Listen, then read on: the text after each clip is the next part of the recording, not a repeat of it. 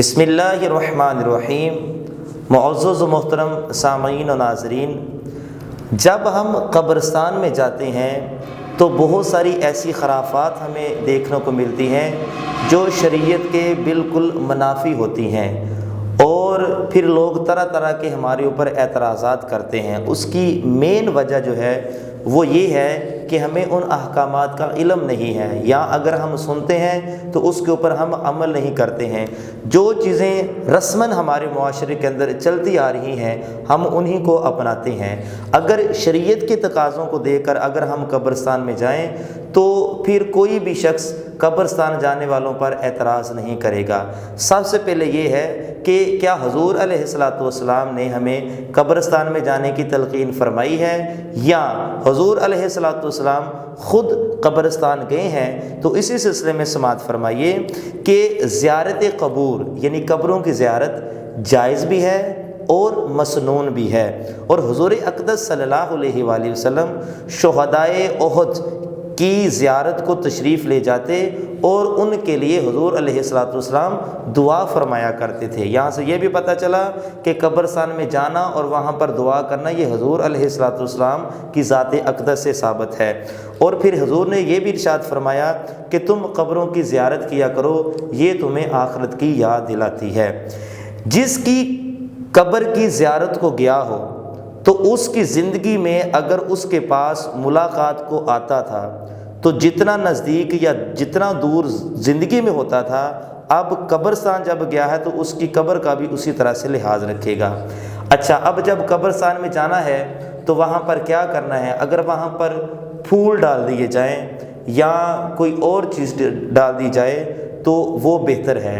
جو اگربتی ہوتی ہے اس کو قبرستان کے باہر لگانا چاہیے، قبر کے اوپر یا قبرستان میں لگانے سے پرہیز کرنا چاہیے۔ جب آپ کسی کی قبر پر جاتے ہیں تو وہاں سے 10 ہاتھ کے فاصلے پر کھڑے ہوں اور آپ کی پیٹھ قبلہ کی جانب ہو، اور پھر وہاں پر آپ اس کے لیے دعائے خیر، دعائے مغفرت آپ کر سکتے ہیں اس کے ایصال ثواب کے لیے۔ اس کے لیے جو علماء اور صلحاء اور صوفیہ نے ہمیں چیزیں بتائی ہیں کہ قبرستان پر جا کر ہمیں کیا کرنا چاہیے، پہلے تو یہ ہے کہ ان کی قبر پر جا کر سورہ یاسین شریف پڑھی جائے۔ حضور اقدس صلی اللہ علیہ وسلم کے فرمان کا مفہوم ہے کہ مرنے والے کے لیے جب سورہ یاسین شریف پڑھی جاتی ہے تو جس کے لیے پڑھی جا رہی ہے اور جو پڑھ رہا ہے اللہ تعالیٰ دونوں کی بخشش فرما دیتا ہے۔ اچھا، اب کرنا کیا ہے؟ سب سے پہلے تو جب گھر سے نکلے تو 2 رکعت نفل ادا کرے۔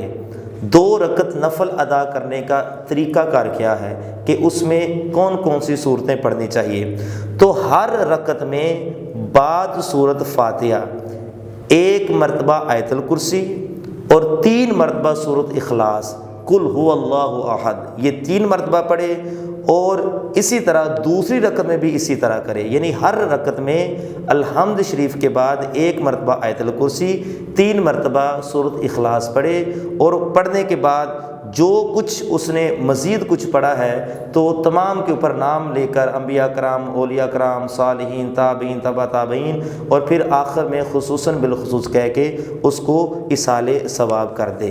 اب دیکھیے کب کب قبرستان جانا چاہیے۔ قبرستان کسی بھی وقت جانا ممنوع نہیں ہے۔ آپ قبرستان جو ہیں وہ کسی بھی وقت جا سکتے ہیں، خصوصاً جمعہ کی نماز کے بعد جانا افضل ہے۔ پیر شریف کو آپ جا سکتے ہیں، جمعرات کو آپ جا سکتے ہیں، اور دیگر ایام جو ہے وہ ان میں بھی جانا ممنوع نہیں ہے۔